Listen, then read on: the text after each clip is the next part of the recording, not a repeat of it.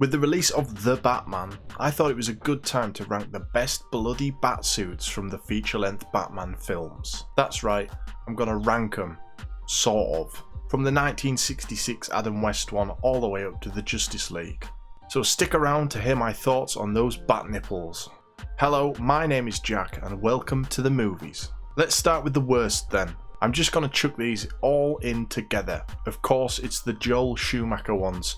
All of them. They're all bloody hideous. And those bat nipples.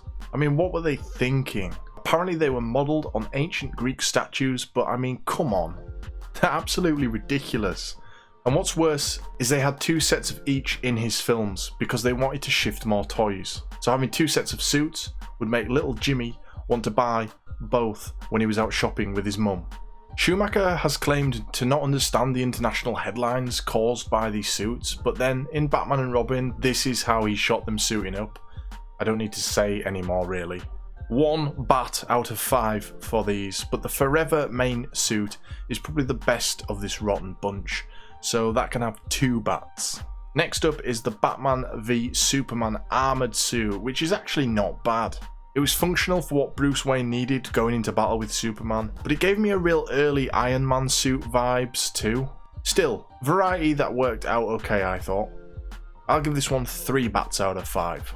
Following these, I'll lump the main Batman v Superman suit and the tactical suit from Justice League, as they had a similar look. What I like about these ones is they have a feel of the Arkham game suits to them. They really seem to be inspired by those suits from the game series. They have the black on grey look. It's really cool, a lot different to some of the other ones that we'd seen in recent years. Downside to these ones? Well, they're really bulky. It seems like they added a lot of padding, but Batfleck had already got huge for this role, so I don't really understand. It didn't seem necessary to me. Still, I'm going to give these 4 bats out of 5. The Batman 66 suit that Adam West wore is an iconic look. Grey body with a bluish black cape and cowl, big yellow utility belt and the bat symbol. Just great. The downside to this suit is that it doesn't seem like it would offer very much protection against the villains, but they were all a bit silly back then anyway, so it hardly mattered. This is getting 4 out of 5 too. Special mention to the Del Boy version from Only Fools and Horses.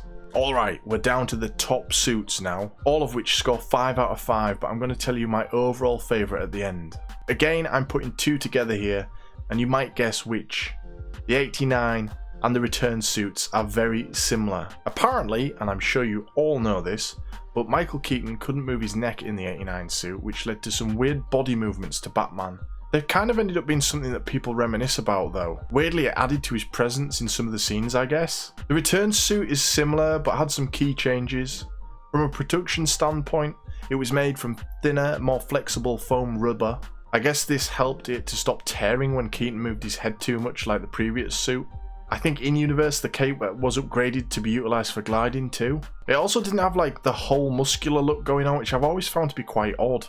I also thought that the 89 suit had like kind of a rubbery look to it. You could kind of tell that it was from a costume department, whereas all the ones since had a bit more of a real sort of look, apart from those Schumacher ones, of course.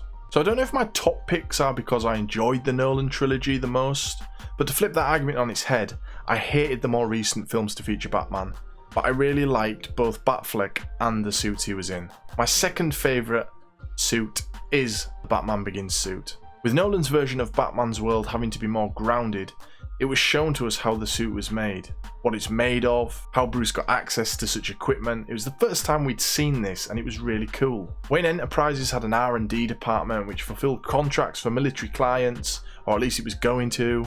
This is where we see most of the equipment for the trilogy, where it came from and how it's modified.